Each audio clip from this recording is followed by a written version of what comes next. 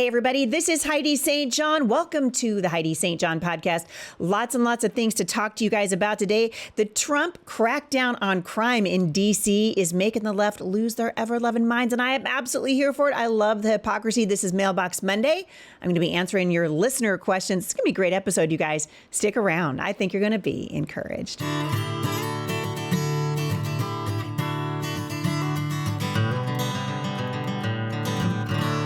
Thank you guys for joining me today. Today's podcast is being sponsored in large part by my friends at the Functional Medical Institute. Check them out at homeschoolhealth.com. Well, thank you guys for joining me today here at the Heidi St. John podcast. As you can see, I am venturing back into the studio. So glad to see you guys here. I hope that you're catching this podcast on video. You'll find that this podcast is available on YouTube, but also available on Rumble, which frankly is where I would rather you guys watched it. Less woke, more of the Heidi St. John podcast over at Rumble. Also, you can find this show at the Real Life Network. My friend, Pastor Jack Hibbs, has a phenomenal network going on there. You can download the app. Check it out at thereallifenetwork.com. So many things are coming up, and I want to be sure that you guys hear about all of them from me. First of all, we're hearing from a lot of you who have been responding to my question as to whether or not you would like to participate in a writer's workshop. This is something I've wanted to do for a long time. I actually planned on doing it in August, and then, and then my plans got a little bit derailed, but we're back on track again. And we're looking at doing that in the spring. So obviously you can't do it this summer, and I think it's not enough time to plan for it in the fall. So we're looking at hosting that writer's workshop early in the spring of 2026.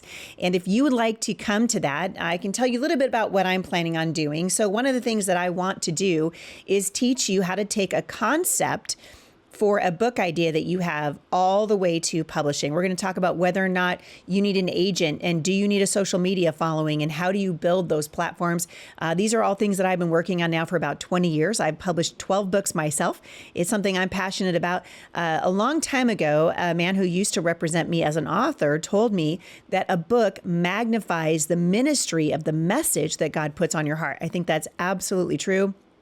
And in this day and age, it's actually easier than it's ever been to get a book on the bookshelves and get a book to market. And so I'm going to teach you how to get a book to market, how to take an idea from just something that's floating around in your head to an actual concept that you can make into a book. And we're going to talk about the different markets and how to do that, and everything that I have learned over the last 20 years of book writing and publishing.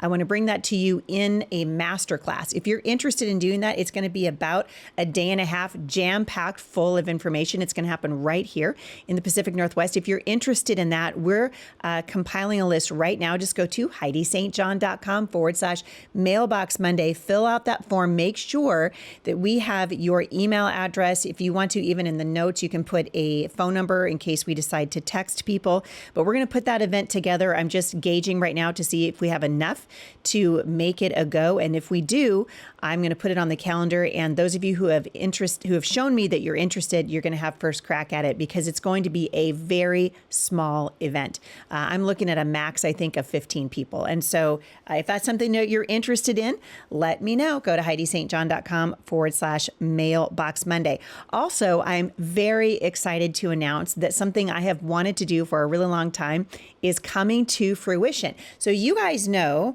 that I am passionate about teaching the book of Revelation. I take Revelation literally. I believe when God said, I made the world in 7 days, I believe him. When God says, I'm coming back to judge the earth, I believe him. I actually believe in the rapture because I think the Bible teaches it. And at any rate, my fascination, I realize this is not a salvation issue. And honestly, you guys, I'm not going to fight with somebody about it, right? Someone told me that they are a pan theologian, meaning he thinks it's all going to pan out in the end. And I think there's some truth to that. And in the spirit of that, so no matter what your eschatological views are, I'm going to be taking a tour group over to see the 7 churches that are mentioned in the book of Revelation. I am so excited about this. I can hardly stand it. We're going to walk the streets of Ephesus. We're going to see the Acropolis. We're going to go to Philadelphia and Laodicea and Smyrna and Pergamum. If this is something that you're interested in, you're going to want to get on this right away, because I think that the trip is going to sell out. It's going to be a once in a lifetime opportunity for you to see these 7 churches that Christ inspired the Apostle John to write about. And we're going to go back through the 7 churches this year at my women's ministry at Faith That Speaks. And so if you're not a member there, you're going to want to sign up for that as well. And we're going to read through the Bible. I'm pretty sure what I'm going to do, I haven't totally landed on it yet, because I always like to wait for kind of the Holy Spirit to sort of give me a really good direction. But I think we're going to be taking you through the Bible again and sprinkling some Bible studies in there. One of them is going to be another emphasis again on the 7 churches of Revelation. So I don't think I'm going to take you all the way through Revelation again, although you can access that right now by going to my website. If you want to study Revelation, I have written a very detailed study. It is called People Get Ready. It's about 200 pages, and you can get that right now by going to HeidiSt.John.com and just clicking on the shop. But save the date, you guys, November 2 through 11. I'm going to pause for a second so you can write that down. November 2 through 11, the 2nd through the 11th of November of 2026. We're going to leave and head straight over to Asia Minor, which is modern day Turkey. And we are going to do an amazing once in a lifetime tour of the 7 churches of Revelation. There's a reason why the church in Laodicea got its name, right? Remember when God said to the church of Laodicea, you're neither hot nor cold, so I'm going to spit you out of my mouth. Well, you're going to see why Laodicea got that name, the springs that run into that area. The people that lived there, the water there was never hot and it was never cold. It was a lukewarm city with a lukewarm relationship with the living God. And you're going to get to dip your feet in the water there. And I can't wait for it. I'm giving you guys time to set the money aside for it. The trip is going to be absolutely 100% inclusive. So it includes your airfare, it includes your meals, it includes your lodging, it includes the tour guides, and we're going to be recording the Heidi St. John podcast from these amazing places in Asia Minor. I can't wait for you guys to join me. This is not just for women. Lots of people asking me about it, so not just for women. Come as a couple, bring your women's Bible study or bring your Bible study and join me for this once-in-a-lifetime opportunity to see the 7 churches of Revelation next year, starting on November 2nd. So put it aside, November 2nd through the 11th, 2026. My women's retreat, Born for This, is coming up really quickly, right around the corner now, October 10th through the 12th at the Twin Rocks Conference Center on the Oregon coast. You're not going to want to miss it. We're going to have a really great time together, and this will be a wonderful time for you to get away, women, and to spend a little bit of time with the Lord. And I'm going to encourage you that I really believe that God's word teaches that you were born for this time in human history. And God has a plan and a purpose for your life. And we're going to dive into what that looks like this year at my women's retreat, October 10th through 12th on the Oregon coast. We have just a few spots left, so I hope you'll take advantage of that. Maybe this is a great time for you to bring your women's Bible study with you. Join me on the Oregon coast, October 10th through the 12th of this year. All right, this is Mailbox Monday, but before I get to it, if you guys are watching the news right now, and I'm sure you are because you listen to my podcast, you know that President Trump has decided to call in the National Guard to bring the crime, which is absolutely out of control in Washington, D.C., back under control again. And the Democrats are crying like a bunch of little girls about how D.C. is totally fine. Listen, I spend quite a bit of time in D.C., and I can tell you it is not fine. I never would walk the streets of Washington, D.C. without, making sure that my head was on a swivel, because that city is disgusting. And it's disgusting because the Democrats have made it disgusting. I told you guys before, I think D is for Democrat and disgusting and demonic and a whole lot of other D words that I can think of right now that describe the mess that the radical left has made of this country, starting in our nation's capital. And so President Trump took to the airways the other day to say that immediate action is necessary. And the D.C. police union has now backed Trump's Capitol takeover because they recognize, like most normal human beings, that this needed to happen. So the police union that represents over 3,000 officers with DC's Metropolitan Police Department came out in support of President Trump's decision to take federal control of the law enforcement of the nation's capital. And in a statement last Monday, they said that they agree with President Trump. This is what they said, quote, "Crime is spiraling out of control and immediate action is necessary to restore public safety. So the union's positive statement toward Trump was released as Democrat D.C. leaders criticize the administration's move to take control of the police department. Trump, of course, is announcing this, just like the big, beautiful bill in Trump style, calling it Liberation Day in D.C. And of course, I shared this on my social media and said, this is what I voted for. Wait for it. Law and order. We used to be a nation of law and order, but we see beatings are happening regularly. You guys are familiar, of course, with what happened recently in Cincinnati, and Trump's not having it. And I just noted, Jeannie Pirro, Judge Jeanine is jumping on board now, and she's saying no more of letting these adolescents off on a technicality. Oh, you beat an old person in the subway to within an inch of her life and you're only 17. Oh, you poor thing. You're 17 years old. You didn't know what you were doing. So we're going to give you a little bit of release time. You can practice yoga and get in touch with your inner criminal. And we're going to let you right back out on the streets again. This stuff needs to stop. It needs to stop. And President Trump is saying enough is enough. He's also sending 800 National Guard troops to help patrol the streets of D.C. in a major effort to crack down on the violent crime there. Now, the Democrats, of course, losing their mind over it. The mayor, Muriel Bowser, blasted the president's move. She called it unsettling and unprecedented. I am here for this. I'm here for it. Listen, you guys, do it. The Democrats out of touch as usual. And this to me is right up there with, wear a mask, hiking Mount Rainier, and COVID is going to kill you and you can't go see your loved ones and all the things that the Democrats do, which are completely unhinged. But this was my favorite thing, you guys. Watch as Jim Kessler, the former policy director from my friend and yours, Chuck Schumer, mocks people who are nervous about the violent crime in D.C. and says, if you don't feel safe, quote, leave your fears someplace else. These guys are crazy. Watch this clip from Fox News. Do you feel safe here? I feel safe in this city. I live in a neighborhood. Wow, because I look over my shoulder every day. Well, maybe you look over your shoulder, but I'll tell you something. Here are two things that could be done to make this city safer. $1.1 billion was stolen from D.C. in the last budget bill. Give us that money back. We are down 400 police officers from last year. No, from last year, okay. And 900 from our peak because stealing our money away. So let's get our local police. It had nothing to do with defunding the police. No, it had nothing to do with defunding the police. It had to do with taking our money away, our taxpayer dollars here. If people are afraid to come to D.C., go to Disney World, get fat, eat French fries. I don't care. I've lived here 37 years. I am not afraid. I live in the city. I'm not afraid of this city. If you're afraid, go ahead. Leave your fears someplace else. All right, so tell that to the family of a 21-year-old intern who was murdered on the streets, and the young man who has a nickname, which I can't mention on my show, who works for Doge, who was beaten to within an inch of his life for trying to protect a woman on the streets of D.C. You know what's really funny about this guy? I guarantee you that he was behaving like a toddler in the Rona. I bet you anything this guy had a mask on his face when he was taking a shower by himself. I guarantee it.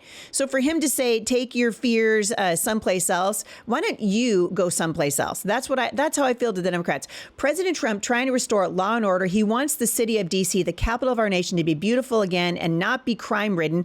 You go to Singapore and their streets are beautiful and their crime is practically zero. You go on the streets of the United States, and thanks to the radical left, the Democrats who are dangerous for our country and have left it an absolute trash heap. And now you got the Democrats coming out and fighting against President Trump trying to restore law and order. I've heard people say, this is the beginning of President Trump's going to take people off to the gulags. He's trying to normalize bringing in the National Guard. No, he's trying to normalize law and order. We would like to be able to walk to the grocery store and not fear for our lives, if that's okay with the Democrats. But of course, it isn't, because the Democrats love chaos. And so the Democrats out of touch as usual. I hope you guys are following this story.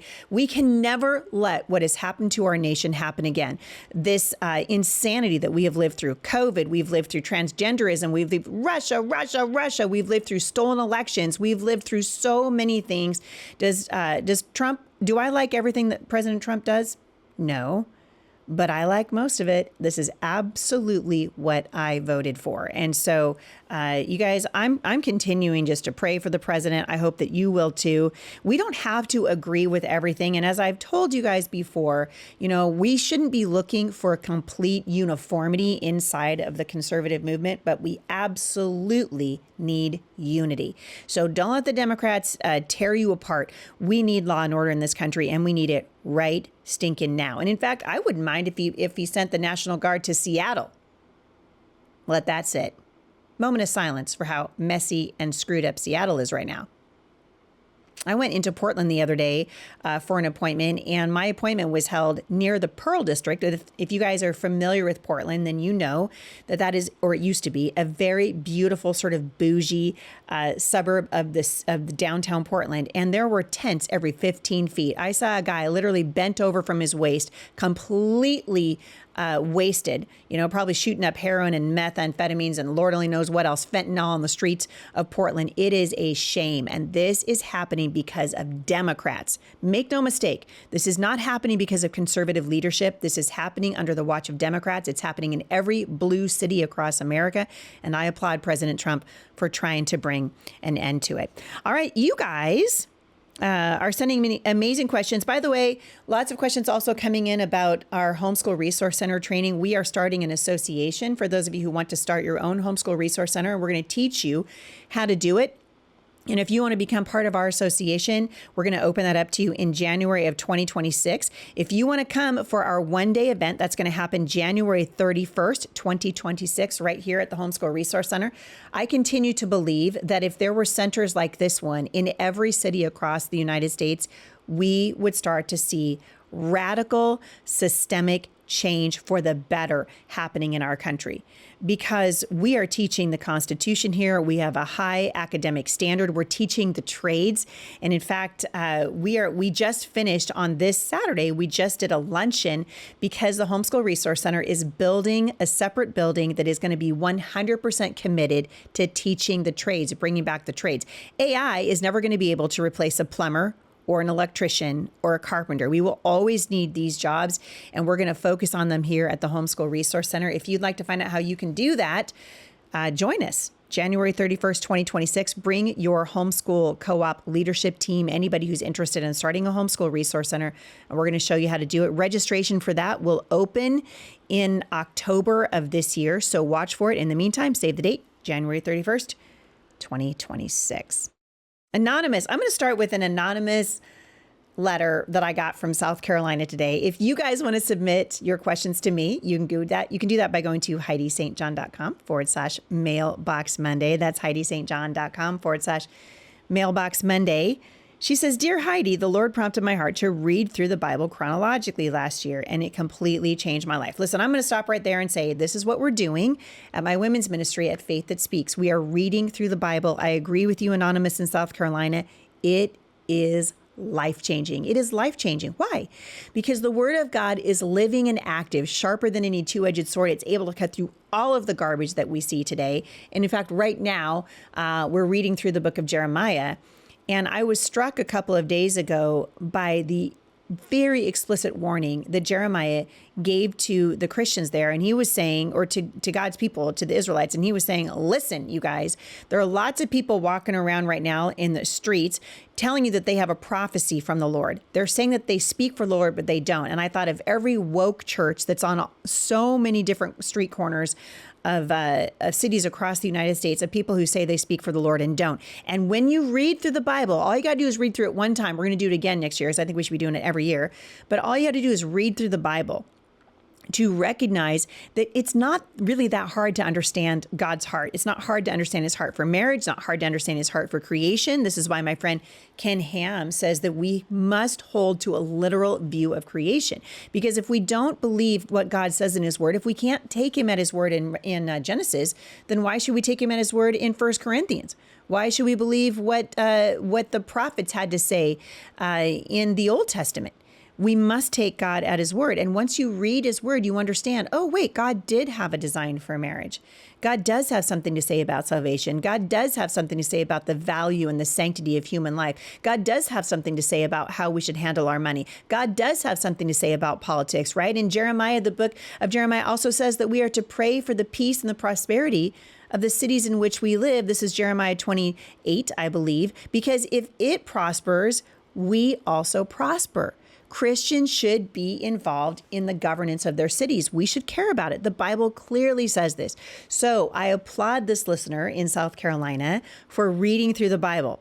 This is going to take a really interesting turn now. She says, I'm doing it this year again, been tremendously blessed. However, the more I grow in the word, the more aggravated I am with my husband for not reading his Bible regularly. All right. So this is starting to sort of crack me up a little bit. Reading, she says, is a struggle for him, and so he doesn't make it a priority like I think he should. He loves the Lord and goes to church weekly, but his Bible literacy seems stuck back when he studied it in college 20 years ago. I am appalled at this point. I really know my Bible better than he does, and if I were to be really honest, I feel a growing disrespect of him because of it. So, she says, talk to me, because certainly disrespect and disdain should not be the fruits of Bible study. So yes, you're right. Listen, my friend, study of the word should produce humility and grace, not pride. That is the opposite of what God wants in your life. So pray for your husband, encourage him gently, and remember that God's work in his heart is God's timing. Wait for it, lean in, not yours. It's God's timing. Your love and respect for your husband is what ultimately is going to encourage him and draw him to Christ more than your knowledge of the word ever could. And the last thing your husband needs to feel from you is that sort of dripping, condescending, motivating, I put that in air quotes, that you're trying to do to help him read the word more. This just happened to me the other day in my home. My husband and I were talking about something that we have kind of argued about over the years. And he said to me, and I was trying to encourage him, and again, I put it in air quotes, I was trying to encourage him toward a particular thing that I think would be good. And he was like, yeah, he said, actually, I'm starting to see what you're saying. And I pushed a little too hard because I was like, oh, great, he's picking up what I'm putting down. And another thing. And my husband was like, okay, you've actually reached the point where you're discouraging me now. And I had to apologize. I was like, oh, you're right. And so it sounds to me like you might owe your husband an apology. And I would encourage you just to pray for him. I mean, you just said in your letter to me that you are married to an amazing man and that he loves the Lord and that he goes to church with you, and you're going to criticize him because he doesn't have your level of biblical literacy. Don't do that. Encourage him, pray for him, love him, and see what the Lord will do, because the Lord is at work in your husband's life. I think it's really important. 1 Peter 3:1-2 says, wives, in the same way, submit yourselves to your husbands, so that if any of them do not believe the word, they would be won over without words by the behavior of their wives when they see the purity and reverence of your life. So I guess this is the question as you read through the Bible again. Can your husband be won over without your words and by your behavior? If so, then you're walking with the Spirit. And if not, you need to do a little self-reflection. Thank you for sending that question. I really did appreciate the honesty. Anonymous in Indiana. By the way, that scripture verse, thank you, Jeremiah 29, verse 7. Thank you, Bonnie. Anonymous in Indiana says, Heidi, I am a homeschool mom of 13 years. My 12 and 14-year-old daughters are great dancers and they want to get better. They've recently made the local dance team, which will give them the opportunity to get even better. I am having a hard time with the environment with the other dance moms. They complain about their kids and are foul-mouthed. My girls are very strong in their confidence in Christ and can stay strong in their peer group. How do I talk to the other moms?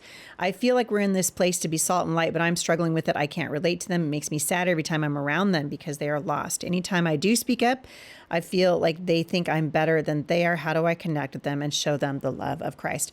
So the first thing that comes to my mind, Anonymous, is that the Bible teaches us that we are to be salt and light. And so you're supposed to be the fragrance of Christ. And so as my friend Steve Demme said to me a long time ago when I spoke for a secular conference in South Carolina, and I was struggling with that very same thing, he just said, hey, Heidi, stink the place up.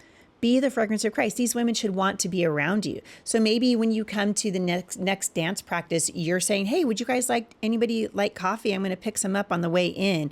Or you offer, your encouragement to something that's happening in their life. So I would absolutely discourage you from getting into this group through criticizing these women that you're just getting to know. And it sounds like there's a lot to criticize, so I'm not suggesting otherwise. I'm just saying I would choose to build a relationship. You can't speak into someone's life, especially not critically, in a situation like this. Politics is a little bit different, right? Because it's operating on a different plane. But when you're talking about relationships with other people, you absolutely need to build a relationship. You can't criticize without the platform of the relationship. And it sounds to me like you don't have it yet. Another thing to think about, and you didn't ask me about this, but I'm going to comment on it anyways for other people who might be considering the same thing. We have a very thriving dance program here at the Homeschool Resource Center. Several hundred people participate in that, mostly young girls. They can do hip hop dance, they can do tap, they can do ballet, they can do English country dancing. We do a lot of dancing here at the Homeschool Resource Center. And sometimes students will leave here and they'll go to other dance studios because they want to progress in their dancing. They want to get a little bit more professional in their dancing.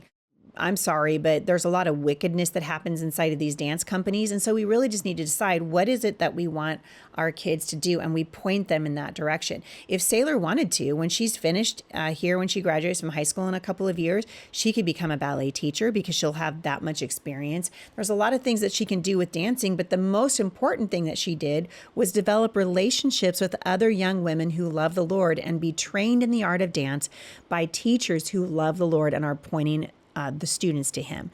And so I always tell people, just be really careful what we are determining is the most important thing for our kids. And again, Anonymous, I'm not criticizing your choice. It sounds to me, though, by your own admission, that your daughters are in an organization that might not be good for them. And the Bible says that bad company corrupts good character. And you've got 12 and 14-year-olds, and I'm telling you, the Bible is pretty clear that bad company corrupts good character. I'd be very, very, very careful as to the influence that this is having on your daughters, and really just determining what is it that you want in the long run. Do you want your kids to be professional dancers? Do you want them to go on tour with a dance troupe? I mean, what is it that you want them to do? And let what you decide with the Lord, you and your husband and your daughters decide, let that be the thing that guides you.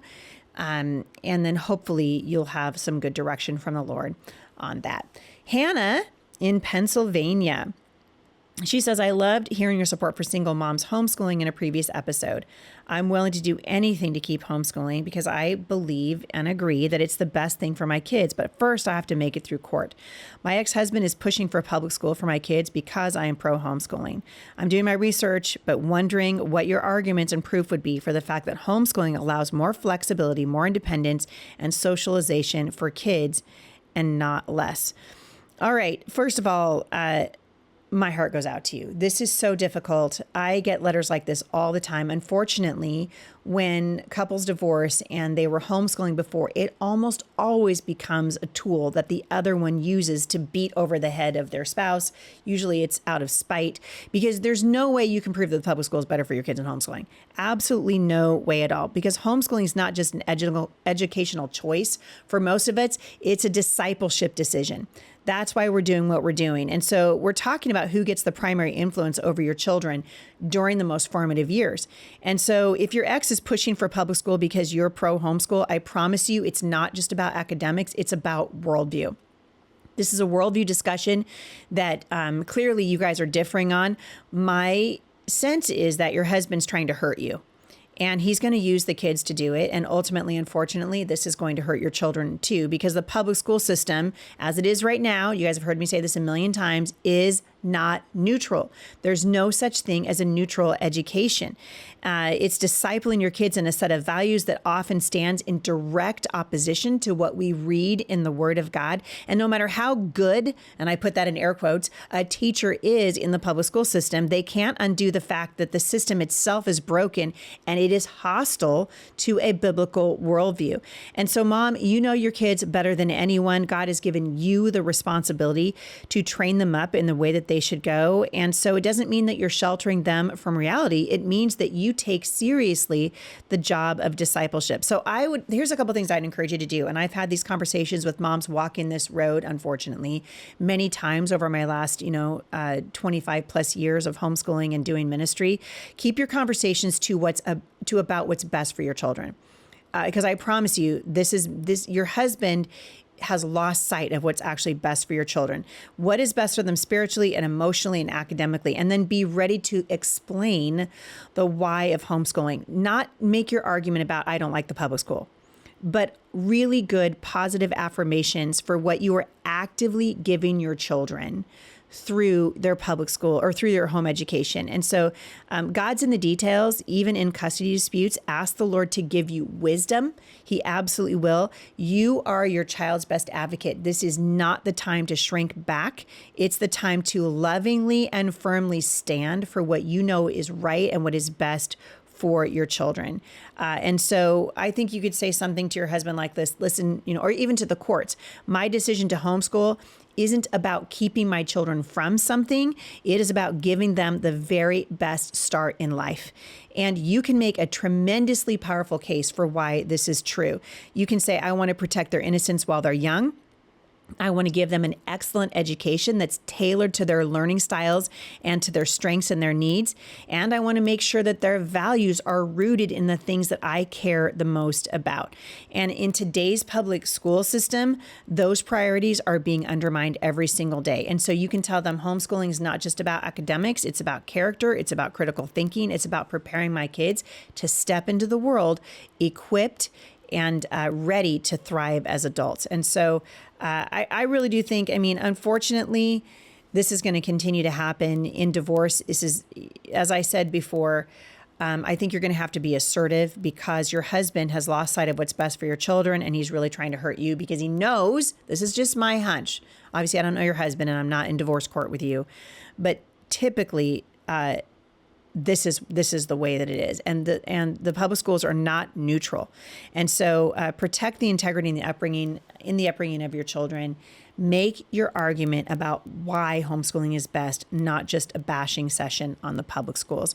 I hope that helps, Hannah, and I'll be praying for you. I'm sorry that you're going through this. Mackenzie in Minnesota. This is a great question. I loved it.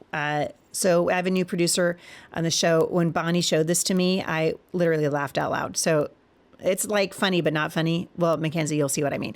Mackenzie is 29. She says, I have an amazing job. I own my own house. So good job for you, for starters. My goodness. Great friends. But the one area I desire above all else is to be a wife and a mother. I have tried different dating things, speed dating, dating apps, Christian single events, and none of it has worked. There are guys I'm interested in at my church or that I meet through friends, but they never seem to be interested in me. I don't feel comfortable asking guys out, but maybe I need to start. I know that there are good guys out there, but I don't know how to find them. Any thoughts on where the good men are? How can I find them? Girl, if I had a nickel for every time I hear this recently, she's saying, where are the good men? Now, I'm this close. I'm not joking. I don't need anything else to do, but I am this close, you guys, to call my friend Katie Faust because she's got a little dating service thing going on, a little private dating service, and saying, how can we just make this bigger? How can we just blow this up? This makes me so sad because the good men are out there. And unfortunately, and this is where I've told you guys for years and years, the backlash that we're experiencing right now is coming from the third wave or fourth wave feminism that we find ourselves in right now. We have belittled men for literally generations in this country, right? We all remember the dads and the husbands who were the butt of every joke on shows like Married with Children. And even in the show Friends, it was the men who were always the idiots, right? And the women who always knew what they were doing. No wonder the men are like, I don't know about that. Anyway, I don't know. I'm going to call my friend Katie and talk to her about this because I just hate this. But anyways, Mackenzie goes on to say, I wonder if me being Christian conservative and crunchy, maybe don't be too crunchy when you're trying to get a guy, okay? I hope that you're taking care of yourself. I realize that crunchy doesn't mean you don't take care of yourself. You guys know what I mean? I think you be the woman that you think your husband would be attracted to. Listen, I am 55 years old and I am still trying to make my husband take a double take when he sees me. I want him to go, I am so happy I married that girl. She is hot. She's taking care of herself. So take care of yourself. Because at the end of the day, people say, well, it doesn't matter. It does matter. Okay. It does matter. Attraction is a real thing. And if you want someone to be attracted to you, be attractive, right? Be attractive. I think that's really important. Listen, I don't know what you're doing, so this is not me criticizing you. This is my general encouragement to everyone who's listening. I think, we should be able to grow old gracefully. I think this applies to not just women who are trying to find a husband, but women who have landed a really good guy and you just want him to be glad he's married to you. This isn't to say that if he cheats on you, somehow it's your fault because you didn't take care of yourself. This is me just saying, I think it matters. And somehow we decided somewhere along the road, the angry feminists or just don't care and they want to look like men. I don't think the men are digging it. I don't think they like it as a general rule. Anyway, so she's saying she wonders if waiting to homeschool and all these things is making it harder for her to find a man that is also all those things. And it's hard because I'm running out of time. Okay, so the last thing I want to say to you, Mackenzie, is I want to encourage you. You're not out of time. You're walking this out in God's timing. And I realize it's not your timing and that you wanted to be married. And I feel that my second daughter got married when she was, I think, 30 years old, right around 30. And man, you guys, the tears I cried with her over waiting for her husband, those were real. And so I know this hurts. I know it's hard, but God has someone for you. He has someone for you. So hang in there. Ask the Lord, keep bringing it before the Lord. And I would just be, don't give up. Don't stop going to those singles groups. Don't stop doing that. Ask the Lord what he wants you to do. I will tell you that when my daughter Sierra met Jake for the first time, I saw her the very next day. And my husband and I actually ran into her in downtown Camas where we were all having lunch. She just happened to be there. And she was like, let me tell you about this guy that I just had dinner with last night. And as soon as she said, this is what it is, you guys, my eyes lit up. I was like, oh my word. My husband started crying. We knew that she had found the one. And they were married just a few months later. So it can happen really fast. I am not, by the way, a fan of long engagements. I think they're stupid. When you find the guy and you know it's the guy, get married. All right. Do the thing. This whole we need a year to plan our wedding. No, I don't think that's true at all. I had I think a 5-month engagement with my husband. I'm not a huge fan of long engagements. When you find the guy, get married. Get married. I've heard people say all the time, and I'm a huge believer. For those of you who are like, I wonder if I should get married young. Yes, if you can, get married young, have a passel of kids. And if you want to get married young, like Mackenzie, and you feel like your time is running out, which by the way, 29, Mackenzie, you're still very young. You're still very young. The Lord's going to bring the right person in the right time. The last thing I'll say to you, did I ever say the last thing? This is the last thing. The last thing I'll say, and I think this is something that we talked about with our daughter, and I'm still talking about it because I've got several children who want to be married right now and they're not married. And I'm always telling them, embrace the season that you're in. If you spend all your time just being mopey and sad because you can't find that person and you're not enjoying life and working hard and saving money and traveling and serving the Lord in the season that you're in, then you're missing out on opportunities that God would have you have. And you're only going to be about as happy as you make up your mind to be. And so be joyful, right? You attract bees with honey. That's a lot easier than with vinegar. Be joyful. Rest in the season that God has you in and trust that the Lord is doing something. He is at work. He is always at work. Mackenzie, keep me posted, and I will keep you posted because I wish there were more hours in the day because I would totally get on board with what Katie's doing. I think it's awesome. Ashley in Alabama, and I'm almost out of time, so I think this is going to be my last question today. Ashley says, you've mentioned many times about not accepting money from the government to aid in homeschool expenses because I've said with shekels come shackles. She says, I hear you in my head. Alabama has started a $7,000 tax credit for school choice. I'm assuming I should not even look into this. Any advice is welcome. All right. So you're right to draw a sharp line here and to be very, very wary. This is happening in states all over the country. You want to know what and I'm going to break down vouchers and tax credits for you really quickly, but you want to know what the bottom line is. Once these vouchers flood the system, everybody's going to raise their prices. I guarantee you that's what's going to happen because government money, people go, oh, look, it's funny money. I'm I'm encouraged because they're not giving you vouchers, they're giving you a tax credit. And I want to give you guys the difference, okay? So a voucher is what I am really, really vehemently against. A voucher is direct government money that's given to parents for educational expenses. The problem is the money from the government almost always comes with strings attached because guess what? It's not your money. It's other people's money. Very easy to spend other people's money. And it's going to give the state the opportunity to impose curriculum requirements, standardized testing, teacher qualification rules. In other words, you might be inviting the state into your homeschool. I have been warning about this for years and years and years, and it's happening. History has shown this in states and counties where school choice money came in with creeping regulation. You guys, you could do a search, just get on Google and find out, research for yourself, what are the states where they started giving vouchers away and the regulations on homeschooling were higher.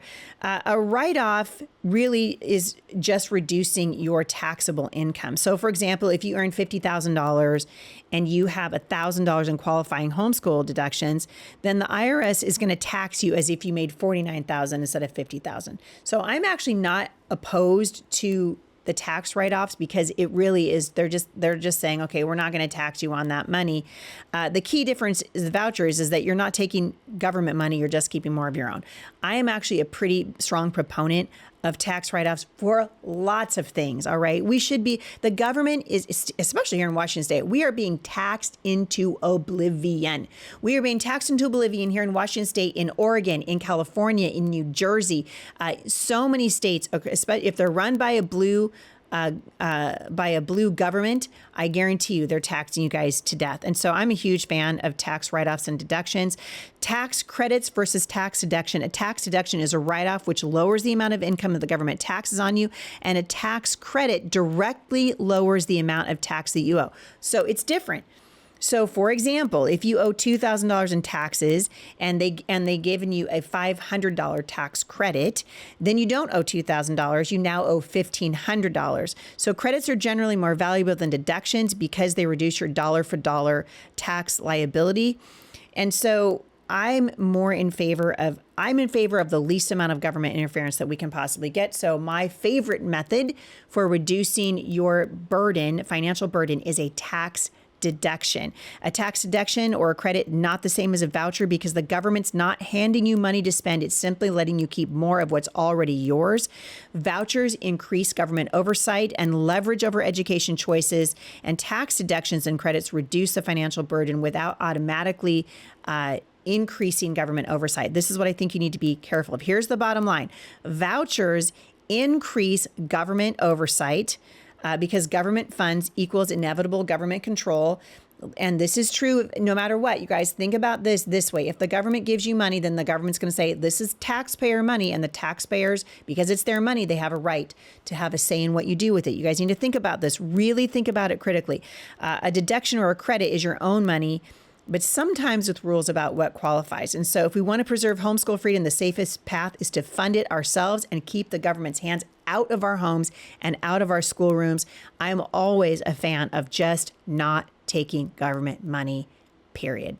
So that's a lot, I think, to leave you with today. Hope you guys think about it more as we go along. I think we're going to see more and more attempts by the government to encroach into homeschooling, and we want to keep that at a minimum if we possibly can. All right, you guys, that is all I've got time for today. Thank you for listening to the Heidi St. John podcast. I'm so glad you're here. I want to say a big thank you to today's sponsor. Our show is really being sponsored in large part by my friends at the Functional Medical Institute. I love those guys. Check them out at homeschoolhealth.com. Be sure to use the coupon code Heidi for 20% off your entire purchase. You guys, love your people well today.